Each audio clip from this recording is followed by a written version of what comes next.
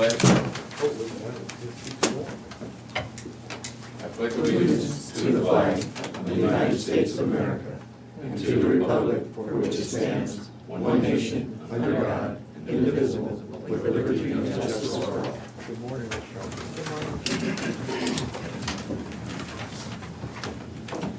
Good morning, Moines County Board of Supervisors. March 30th, 2021. Are there any changes to the tentative agenda? I have none. I have none.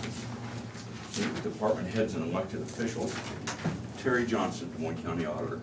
Good morning. The office is busy and we're just trying to, we got a new, the new law changes were sent to us by our counsel up at Secretary of State's office with a bunch of red line to help us understand it, which eventually, hopefully we will.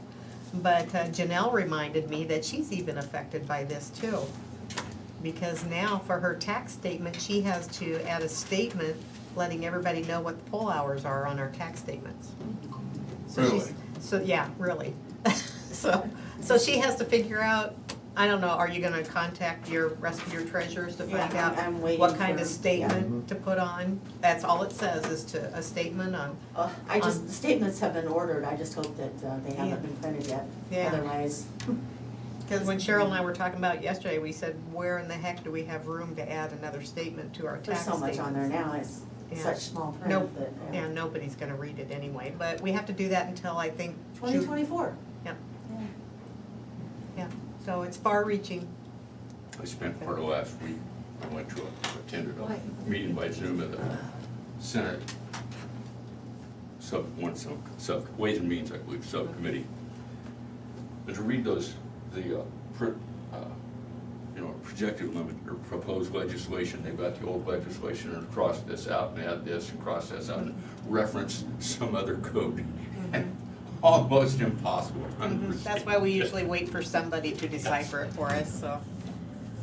So, nope, that's all I have then. Thank you, Terry. Colin Gerst, IT. Just keeping busy like always, but nothing new to report. Okay, thank you. Brett Grimshaw. Good Chief morning. Deputy. Just wanted to say we've got a new, fully functioning evidence processing room built. Last week, we were under construction. We now have a place to bring our evidence in, process it without bringing it and tracking it through the rest of the office. And I would like to thank Rodney and his staff for helping us get that done and accomplished. We had to move some doors and some walls and it was quite the project, but we're finished now, so. I did speak to Doug, who's got 71 out there with 6 out of county. Rodney B. That's all I have.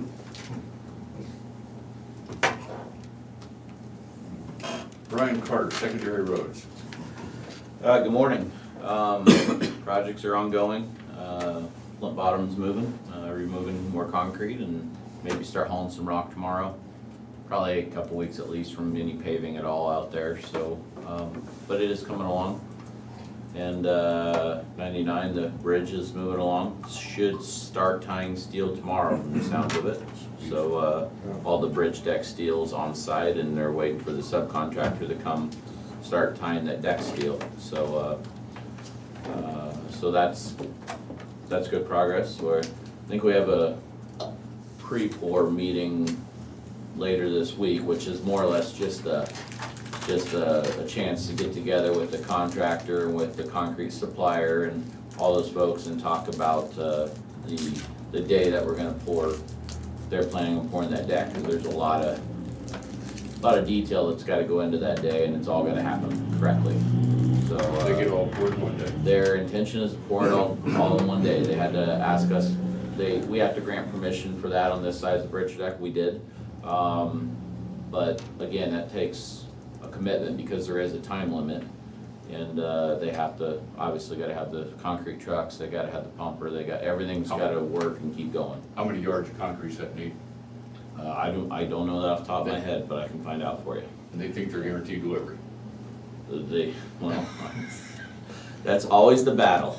I've been on a couple of construction projects in my life. Yeah, that's always the Seen some battle. things that don't turn out quite like you'd hope. I think I figured, I don't remember the yardage, Tom, but I think last week when I did a little bit of math, I think they're hoping they can do it in about 9 hours.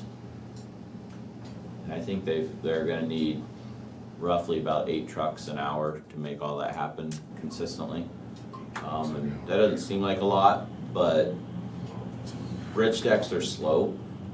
You gotta do it all by a pumper more or less, and it's a slow, steady progress. You hope nothing breaks down. I mean, anytime you have them, and it's a very busy day for inspectors too.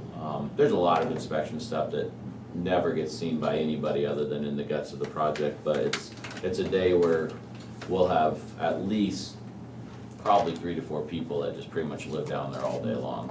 I mean, just everything you cover and along with the concrete testing itself, so that'll be, whenever that comes along, that'll be a good day. We should have a better idea of that when we have that meeting, and I'll hopefully pass that on to you guys next week, and that'll be a good day.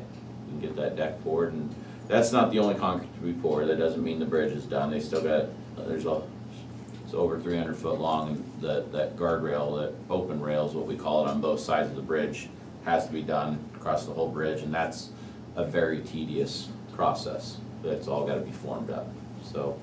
So anyway, That'd be similar to the railing on the Augusta Bridge. it's the same. Yeah, that's all we use is the open rail. So the difference when you go, for instance, across the big bridge here, the river bridge, the DOT uses basically what they call New Jersey barrier rail, but it's closed rail. So all the water's gotta drain basically to a certain drain spot and drop through the bridge deck, but it's a solid wall of concrete. I use open rail so that there's drainage under other than the post areas, there's drainage off the entire bridge. So, because if you ever driven across a DOT bridge, in the long run, that's where they end up with a lot of deterioration, is because that's where all winter long, that's where their salt ends up sitting. So we try to avoid that if we can. But yeah, things are moving, and we do have a bid opening later this week for the Pleasant Grove Road project. So I should have a better idea of that next week also. So busy thing, busy time. They still spot rocking? We haven't done much spot rocking. It's with the dry week we have in front of us, we want the guys to focus on blading and not be chasing trucks as much as possible. So this week we really are just gonna blade. We are going to start up our full rocking program Wednesday as of right now, which only impacts one blade guy at a time. So that doesn't tie up multiple blade guys, but and we always start with our tier 1 roads, because those are the ones that need the most time and the most rock to be ready for whenever we do the dust control. Which we did take bids on that also, and that came in about the same as last year. I don't know we bid some city stuff at the same time, and I don't remember what that breakdown was, but very similar to what Cheryl had budgeted. So Harry and I did that bid opening last week. So yeah, a lot of things moving and coming together. So Thanks, Brian. thank you. Rodney, weeds and maintenance. Rodney, I don't know if I've ever mentioned it, but I can't remember very many meetings, and I've been here quite some time, that another department, at least one other department, was thanking you for something. Oh, So, so, not always mentioned, but it's always appreciated, so thank you. I know you are well deserving of these things. thank you, And your department. thank you, we appreciate it. We do have a lot going on, a lot of different projects. I do want to thank Brett and Kevin, Clint, Brad, Katie on that little evidence room project over there. Was really kind of time sensitive to get a doorway out, locker out, move the doorway, get another wall built in, get it all put back together so everything was enclosed the same day. So really, we couldn't have done it without their help, so really appreciate them guys. Worked really well together and went pretty smooth, so we appreciate their help. Other than that, we just got a lot of stuff going on. I think we're gonna start mowing today. Sounds kind of early, but some of the grass is starting to grow pretty good, so gonna start that this week. That's all I have, thank you. Thank you, Rodney. Chris Lee, Conservation. Good morning. For us, it's been kind of putting out fires, both literally and figuratively. We got all the campgrounds open. We had campers in the park this weekend. We had 9 at the Big Hollow through the weekend, which is busy for late March. And people are just chomping at the bit to get out. So we're having to provide that. And then just within our own facilities, we got everything opened up and didn't really have any issues. Like last year when we opened up the shower house, we had found that there had been some water left in a couple of the shower controls. They're real fine vacuum controlled deals. Didn't get those flushed out and they broke last year. This year we opened the thing up and everything worked the way it was supposed to. So that one all lickety split. But then within our own facilities, we've got a septic problem at our shop. We've got plumbing problems at our office. And so it's just been, staff's been kind of running around, dealing with this and that. It's, so it goes this time of year. And then just trying to work around red flag warnings and, when it's raining in the morning and then by the afternoon you've got a red flag warning saying it's too dry to burn. So it's just, this is spring in Iowa. And so trying to get our spring burns in as best we can while working around all the park stuff. So March, April, and well, from here until pretty much October is pretty much scramble time for the field staff. So, and I think I mentioned before, we did make some changes to the Jamboree. That event itself isn't going to take place the way it normally does, but we are going to have an open house up at Big Hollow on May 15th. And so folks can kind of come out and kind of on their own time, just explore the park. We're going to have like a digital scavenger hunt, come out and borrow our canoes, get out on the lake if you want to, and then we're going to have some other things people can kind of just passively, it's not face-to-face engagement like we would with Jamboree. Come out and explore the park, and then we're going to do this thing where anybody that's got a canoe or kayak come out to the park and be on the lake at 1 o'clock. We're going to take a drone shot of all of those canoes and kayaks filling the lake. So that should be kind of neat. Folks can kind of do that out there. So looking forward to that and kind of working in the background of that. And then we've been doing some hike a park programs. They did a full moon hike the other night out of Starscape. That was well attended. We had a 100 ed class at Starscape on Saturday. So lots of things going on this time. Well, be careful with your drone. I heard on the radio that they had one over Lake Michigan, and evidently irritated a bald eagle. Turned out poorly for the drone. Nice. I'll have to look that up. I hadn't heard that one. Janelle Nally-Longquist, Des Moines County Treasurer. Good morning. We're very busy right now. One last reminder this month of the second half property taxes that are due tomorrow, Wednesday, March 31st. They can pay them in the office up till 4:30 and the drop box up until 4:30. And then 11:59 tomorrow evening online. Or they can make the payment by mail as long as it's postmarked on or before March 31st. So, like I said, last reminder for those second half taxes. I was down there yesterday and told Julie that this is only 2 times a year when you guys are even less popular than we are. This is one of those. Thanks, Janelle. You're welcome. We got anybody on? Yeah. Jared Lassiter, Land Use. Jared Lassiter, Land Use. Good morning. I don't really have anything significant to report. It's been kind of picking up here in terms of new inquiries coming in about mainly subdivisions or land splits, but expect probably to see some zoning inquiries as well with weather getting nicer here. So just keeping busy as usual. We're moving forward with the ordinance update here, doing finishing some final review of some things before we give it to the county attorney's office to review. So just moving forward with that. We do have 2 subdivisions up for review now. Minor subdivisions, probably going to have one for next week and then one for the week after. That's all I have. Thank you, Jared. I have a quick question for Jared. Yep. Are you guys gonna have a red line copy of some sort of that policy that you're revamping? I know you've had meetings with the board and other meetings, but at some point. We can make when it's made available for the attorney's office to review, we could send that around and for others to review as well. I believe we sent an initial draft last last fall, but there have been a number of changes since then, so we can certainly make that available to anybody else who's interested in looking it over. I would be one that'd like to look that over, especially since we talked about the fencing stuff, so, Sure, absolutely, thank you. will do. Thanks, Jared. I have two more, but I think they're part of the proclamation, so. Okay. Any of you gentlemen? No. Correspondence? No. Correspondence. Correspondence, I received a call. They're, and I suspect Brian's familiar with this, they're installing a force main from the landfill to the West Burlington water treatment plant. I can speak more to it whenever you're done. Okay, well, take me a moment to say what I think. That's fine. So I drove out, and I hadn't been out there for a couple months, or didn't anyway, and I knew that they were working back toward the landfill, but they've come along Washington Road and out to 34, and down 34. I have seen neater construction sites, and so I got a call from somebody that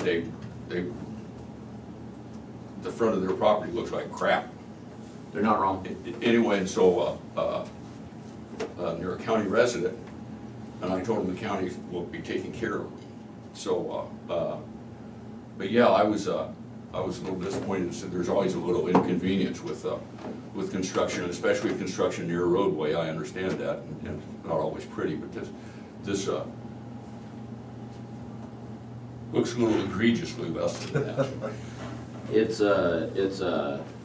The project itself is that the landfill, and they have a consultant who did the design for the project, and of course they bid the project out to a contractor, but the project itself is, and I don't know a lot more about it than just this, that they're running it's either a 3 or a 4 inch, it's basically a pressurized force main, so they can pump, as I understand it, pump their leachate ultimately to the West Burlington treatment plant is, and again, these details could be a little off because it's not my project, it's just they had to get a utility permit to do work in county right away, same as I'm sure they had to do in West Burlington. So it's a landfill project that's going on. They started last fall, it went less than smooth, in my opinion. It was far more of a babysitting job than we prefer to see a utility project, because again, they're not our projects. We oversee them as far as we have to approve a permit, and this one took quite a bit of extra time, at least on my part. Normally, a utility permit is basic. You run it through, and I won't tell you we never have issues, because that typically the #1 concern or complaint about a utility project is from a landowner, because the Code of Iowa grants utility companies the right to use county right-of-way for utilities. And actually, the county doesn't have the right, in general at least, to stop that. So, there's some gray area in there, but in general, so this is kind of sort of one of those facts of life, but rarely has a utility project been, in my opinion, this poorly done, at least the first part of it. So anyway, it is a mess, she's not wrong. The contractor has on occasion been off of the right-of-way, which they of course don't have permission to do. Made some messes on the road and along the road, didn't have full safety stuff out, which she probably didn't even realize, but obviously we did. So there's been many conversations between us or me even directly, and the consultants, the contractor, and also I know West Burlington's had some input also. But I did reach out yesterday to the consultant, which is the proper starting spot for this conversation, and they said that they thought that within the next week they were going to start doing some cleanup work, some reshaping, and some seeding and stuff. So the answer to that is ultimately yes. That it's expected, and I made it known last fall when I realized they were going off of the right-of-way that I expected them to plan on taking care of and repairing everything, not just trench, but everything that they were damaging or would be damaged, or anybody that complains about anything as far as I'm concerned. And that was made clear over an email process. So supposedly I got an email back from the consultant. There should be starting some fixing, but they're still working also. They're into West Burlington now, but they have plenty of repair work to do on the county side of things too. It's not been impressive, I guess is what I'd say. So, they do have better traffic control than they had. It's a far safer situation than it was. So that's what's going on there. We are keeping an eye on it. She happens to live not far from our shop, so we're very familiar with the spot, and we'll keep pushing to deal with it. And ultimately, it's a landfill project, so, you know, there is always somebody on up that chain that has responsibility. So we'll stay on it. I have made a special appearance at a landfill meeting once or twice, so. I right now don't have a reason to believe they won't fix it up, but I say that with almost half-hearted because, again, we're kind of almost the middleman on this. You have to do the utility permit, and they're out of our county now, but they still have, and into the city, but they still have work to do. There's no question about that. There's still a mess sitting there. So. Thank you, Brian. Go on that, you should drive us through there, so if these guys haven't seen that. Yeah, absolutely. Drive through there and see that. I think it's a great idea. No more correspondence, we shall proceed to discussion and vote. We have a child abuse prevention month proclamation. Did those individuals wish to speak before or after I read the proclamation? Aaron, are you there? Yeah, I am. Would you prefer that I read this proclamation before you spoke, or would you like to speak before I read the proclamation?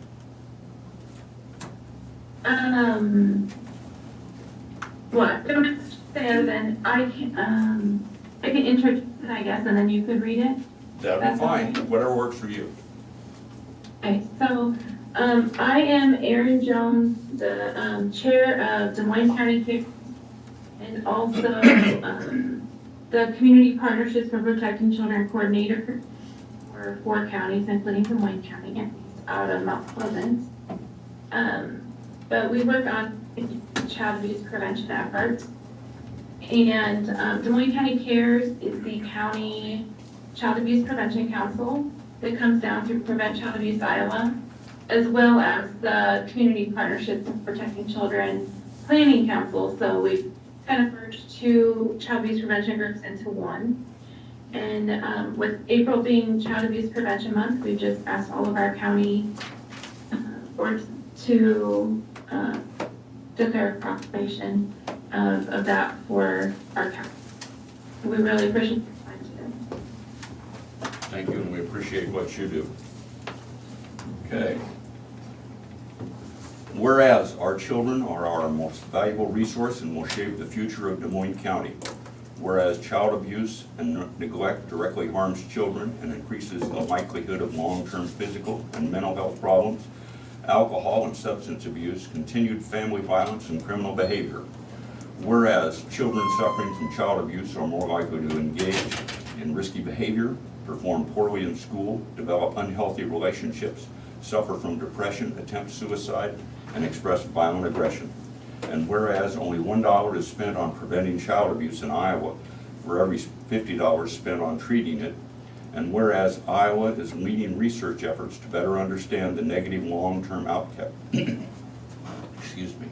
negative long-term outcomes of child abuse and neglect among adults through the Adverse Childhood Experiences Study, known as ACEs, which shows that poor physical health, mental health, and financial health in adulthood is attributed to adverse experiences in childhood, including abuse, neglect, poverty, systemic racism, Whereas the risk of child abuse is reduced through strong social supports and a kind, empathetic community for adults and children.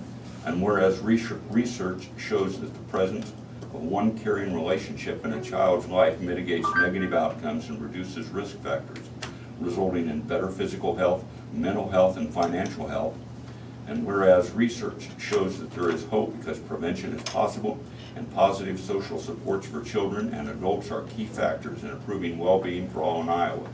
And now therefore, we as the Des Moines County Board of Supervisors do hereby proclaim April 2021 as Child Abuse Prevention Month in Des Moines County and urge all citizens in our community to increase their participation in building caring connections with families, thereby preventing child abuse and strengthening the community in which we live. Dated this 30th day of March 2021. I move to approve the child abuse proclamation. Second. Terry. Jim Carrey, Yes. Shane McCampbell, Yes. Tom Broker. Yes.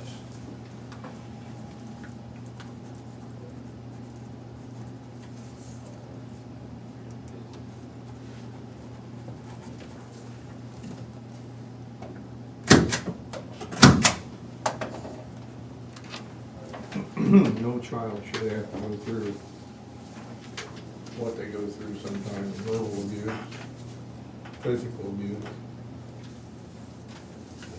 Very absolutely terrible.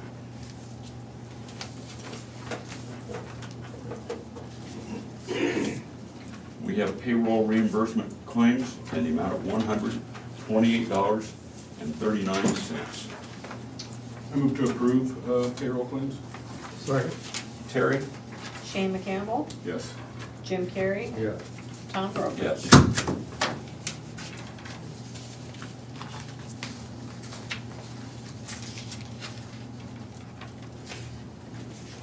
We have an appointment to the Des Moines County Board of Health.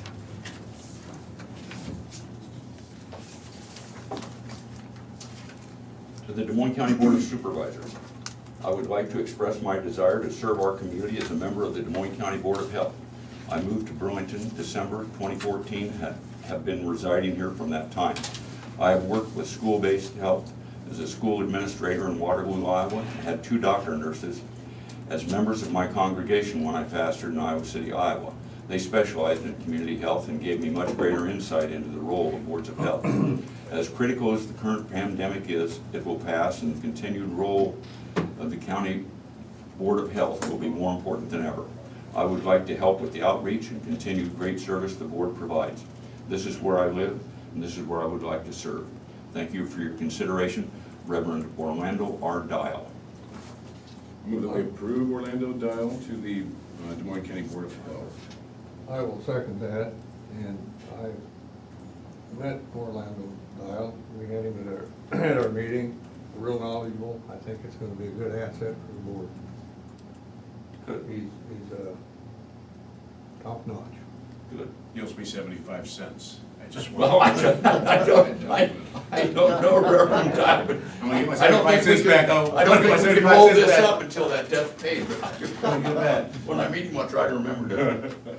Terry? Shane McCampbell, Yes, please. Jim Carrey, Yeah. Tom Broker. Yes.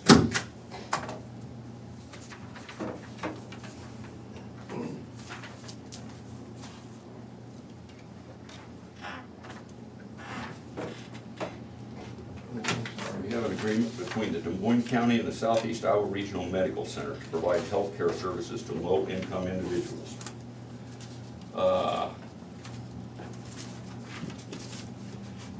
Without reading this, I don't think there's any sort of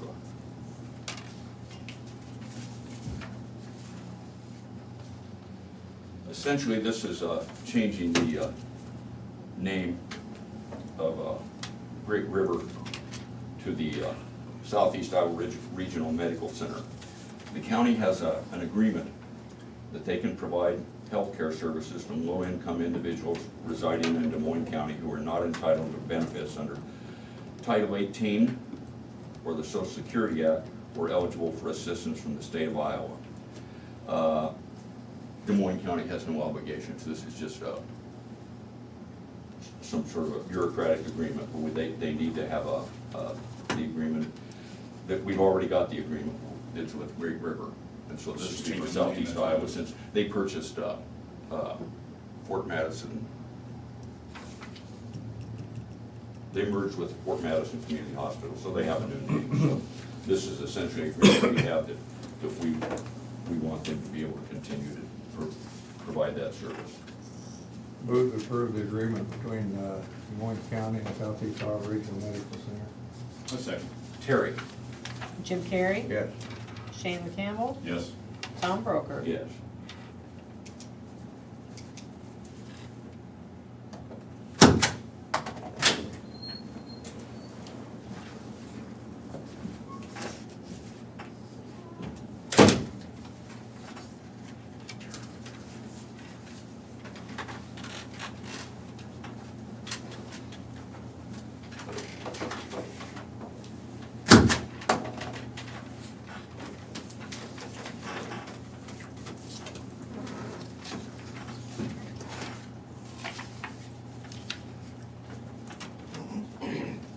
We have a Class C liquor license for the Hy-Vee Nud Wedding on April 22nd at Barn on a Ridge on Irish Ridge Road. I'll move to approve it. Second. Terry? Jim Carrey? Yes. Shane McCampbell? Yes. Tom Broker? Yes. I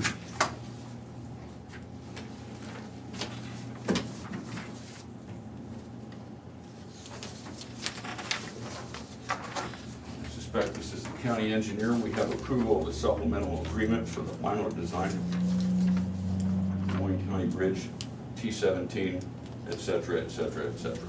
Yeah, this is the final design agreement for the Dry Branch Bridge, which we will visit here right after the meeting. It'll be one of the projects we look at.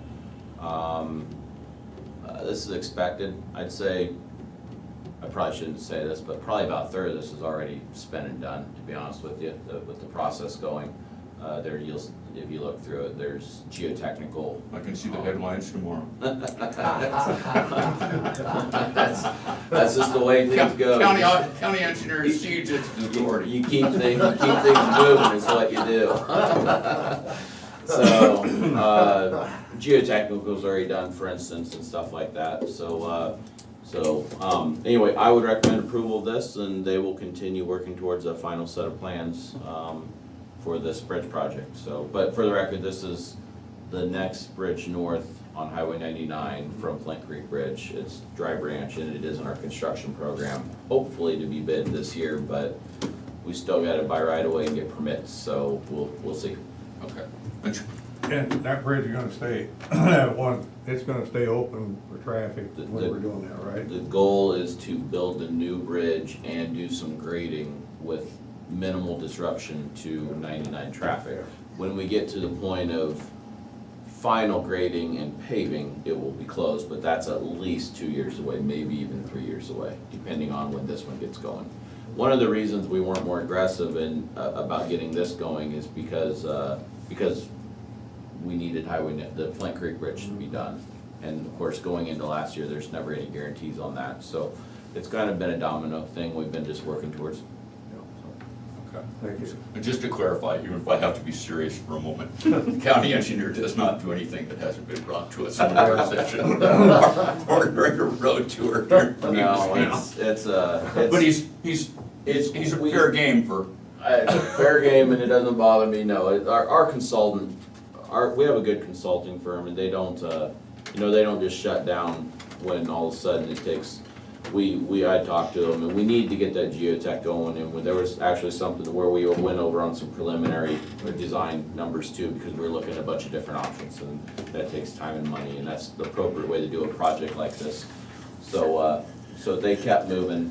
I said, go ahead, and we decided we'd address it in this agreement, so it's pretty standard actually for a bridge design, but anyway, there you go, that's the project, and I'd request approval. Thank you, Brian. You want to make that motion or not? I make the motion to approve the supplemental agreement for the final design of the Moines County Bridge. Second. Terry? Jim Carrey. Yes. Shane McCampbell. Yes. Tom Broker. Yes. I would note that's funded through the farm market account. Oh, yeah. Not that. I thought you were about to tell me there's federal money there No, someplace, and I you wasn't can, allowed to stamp it. Stamp away. Not gonna invert anything at all. Corps of Engineers will send that right back. What the hell's that stamp doing on there? Okay, we have personnel action for the correctional center. Cody Reynolds, a full-time correctional officer, unpaid time off of 16.5 hours for March 27th and March 28th, 2021. I move that we approve personnel action. Second? Terry? Shane McCampbell. Yes. Jim Carrey. Yes. Tom Broker. Yes.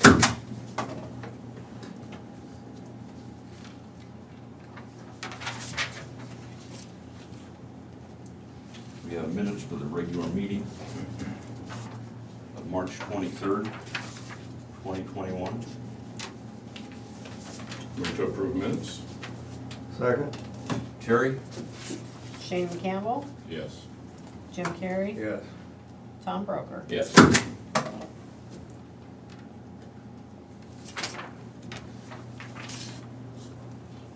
Any other business? I have none. Future agenda items? I have none at this point.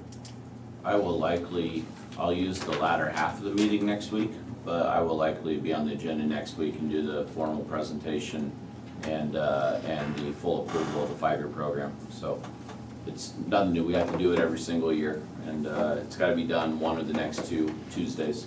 So just so you guys know, not a work session, it'll be during the meeting. I'll have Terry put it at the end, just to spare everybody any pain. I might have to leave early for dinner.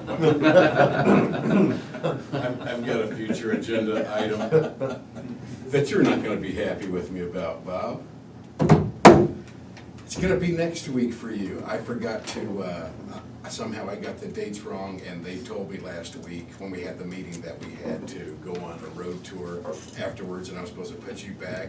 And Bob, I forgot to give you a call, so I know you're gonna talk about me like a dog, but I'm gonna make it up to you. I'll make it up to you. Next time we meet for coffee, it's on me, Bob. I so apologize for that. That's all right. It kind of reminds me of, you know, the defense mechanism of I can explain. I wasn't using that. Let me explain. There, man. Oh, I have no explanation. I completely blew you off, Bob. I apologize, but I guarantee you, I'm gonna buy you good coffee, I Appreciate promise. your candor.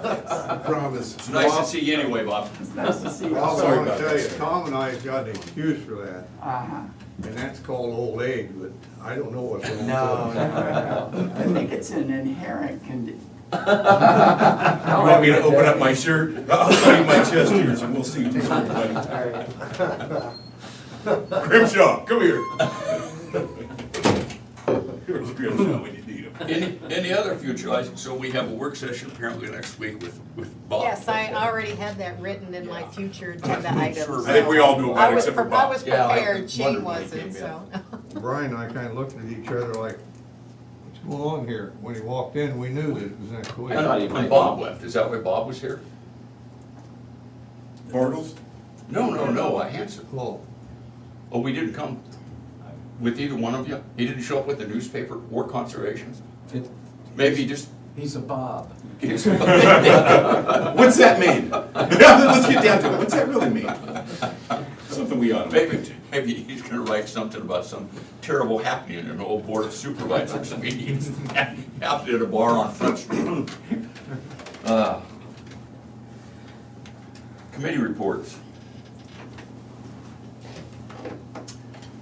I had a regional planning Zoom meeting. Listened, kind of getting up to date on some of the stuff, so, but nothing really to report on it. Then I had a juvenile detention meeting, and this goes along with what Brett said, you know, they've got 71 in the jail. I think last 2 years ago at this time, we had over 100 in jail out there, and kind of give you an idea, on the juveniles, in 2019, we had 1,182 at $160 a day. 182 days. 100, yeah, it's Detention. days, it's not, it's, if one guy stays there, if one juvenile stays there 365 days, that's counted, that's only one person, but.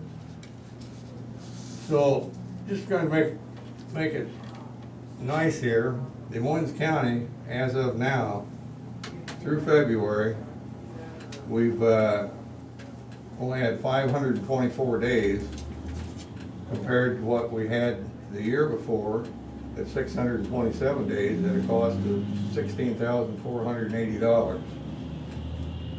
We're not the only county that is seeing a downfall in the juveniles, and I don't know if COVID caused it or what caused it, but Henry County in 2020 had 822 days, and this year through February, they've got 373 at a savings of $71,840 on juvenile detention.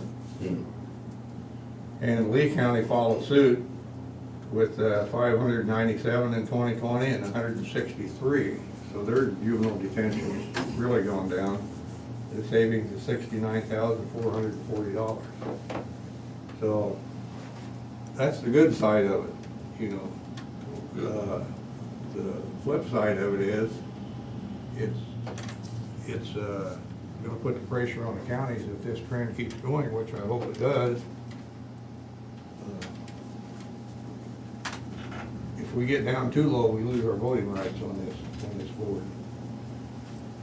So, and that's not happening yet, but it could. You got any young employees we could volunteer to? Colin, he looks young enough. He's got a baby face. Put a little dye in Carter's hair, he might be. There'd be a lot of dye. Anyway, that's what I had, and I'm glad to see that it's gone down. I don't know what's caused it to go down, but that means we don't have the juvenile problems in Des Moines County that we had last year and 2 years ago.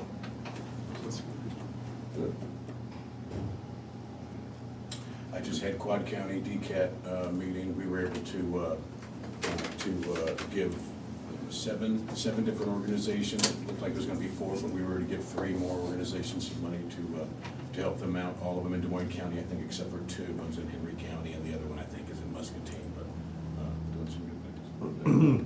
Good. I did not have any committee.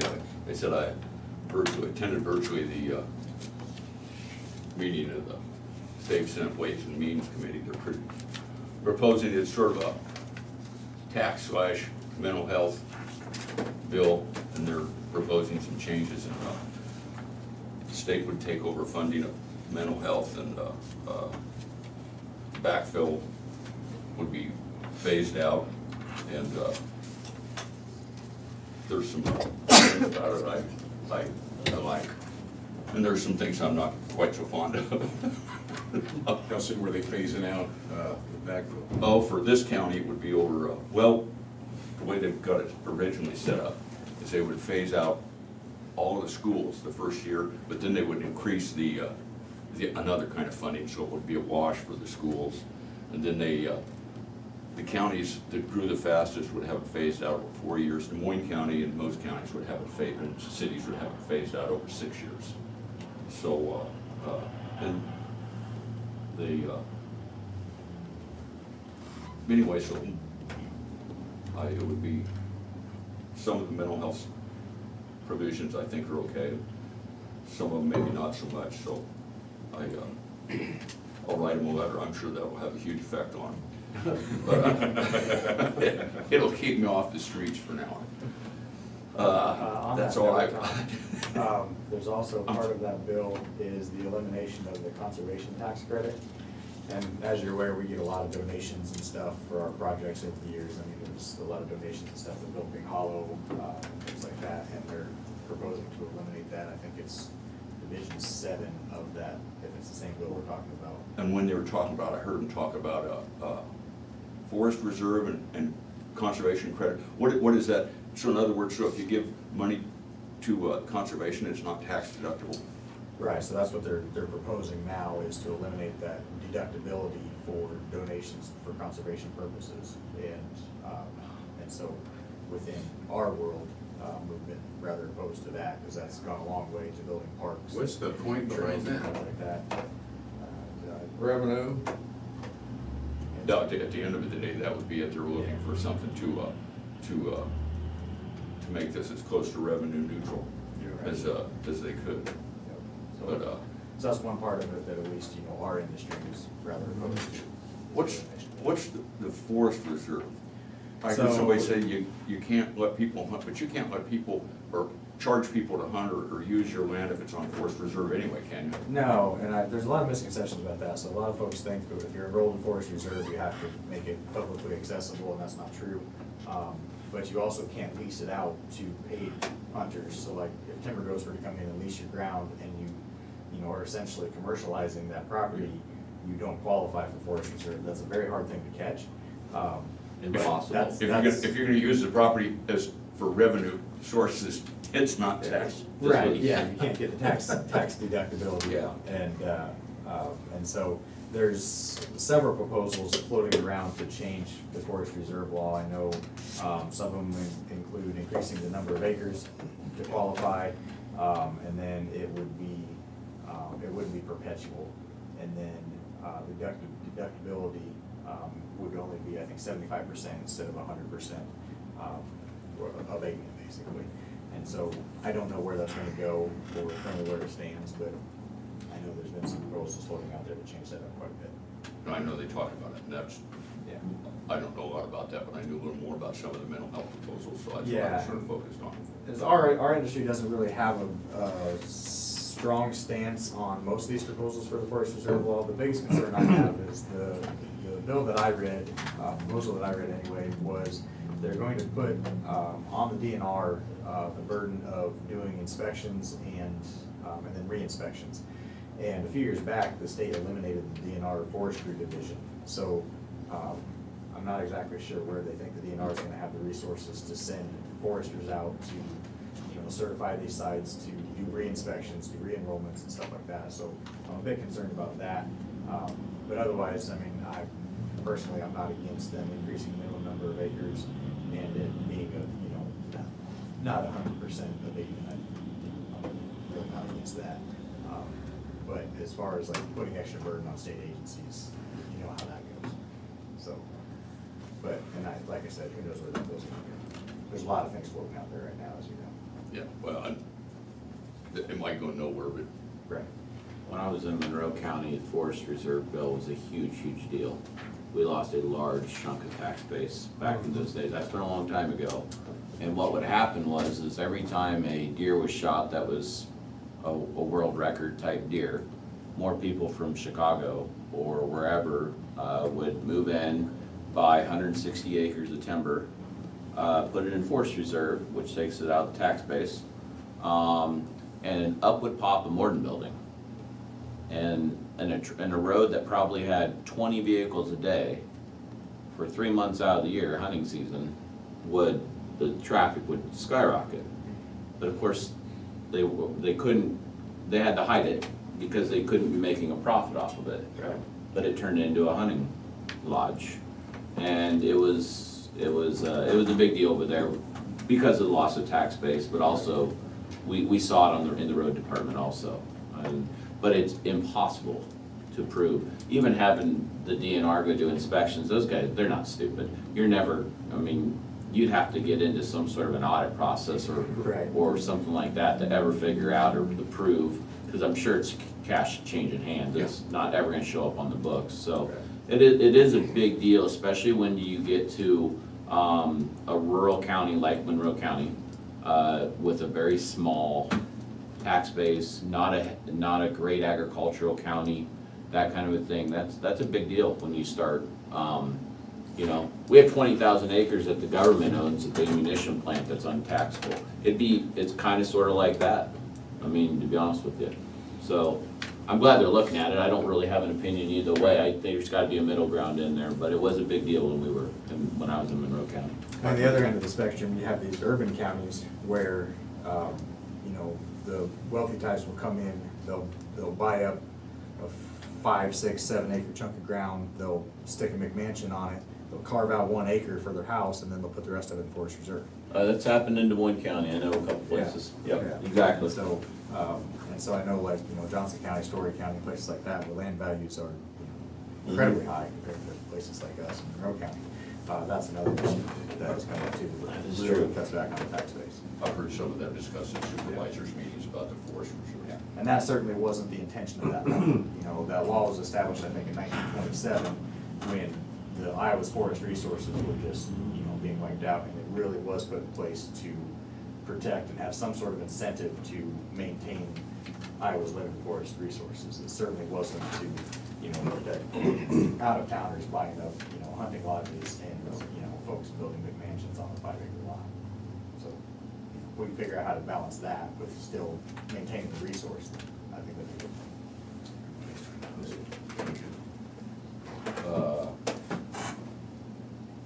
Public input.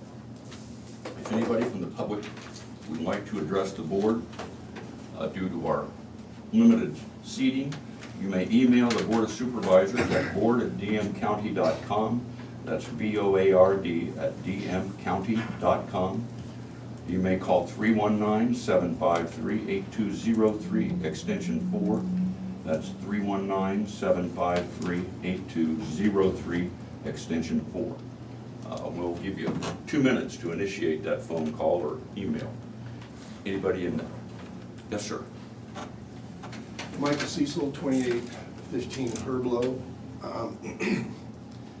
Got a concern. Having served numerous times in elected positions, such as yours, one of the frustrations we always had was trying to get those you serve to participate in their own governance. Rather than when they get ticked off, they come and yell at you or point their finger. The more they're involved, the more you feel like there's that communication. And one of those responsibilities is to vote. Now, one of the problems we've always had in this country is trying to get a large percentage of our citizens to vote. And, you know, we were compared to other countries, and it's the same thing. Apathy, or they'll take care of it until they don't, and then it's their fault. This last election, we had record turnout of voting. And in this country right now, state and national level legislators seem to have lost track of their responsibilities to their constituents. And the responsibility of one of their jobs is to encourage people to vote and participate in their own governance. We have all these things now about voter suppression going on, trying to discourage people from voting by making it more difficult in many, many ways.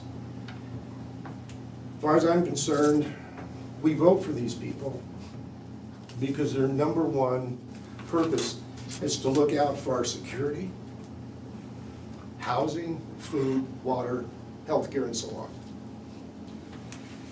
And it seems like they've begun to turn this into a high school debate, where the number one goal is to win, regardless of the adverse effects it has on those they're supposed to serve. What frustrates me, as you can tell by my voice, I'm concerned, I'm saddened, and I'm afraid. Somehow we have to get people to pressure those who have the authority and power to look at what they're doing and to try to get back on the right track. Thank you. Thank you, Mike. That was gangster, man. Anybody else? Bob? Are you sure you pronounced that name in 5E correctly? His name in what? 5E. Well, it's high V, so it would be a high V, and it's N-U-D-D. I.B. Nud. So I believe, I'm assuming it's the Nud wedding, but I didn't examine that particular document quite that close. You know the nuts, man, quit getting funky. Everybody knows the nuts. We're good people, we're good With people. an eye, we're adjourned. We're adjourned. Going downhill. The,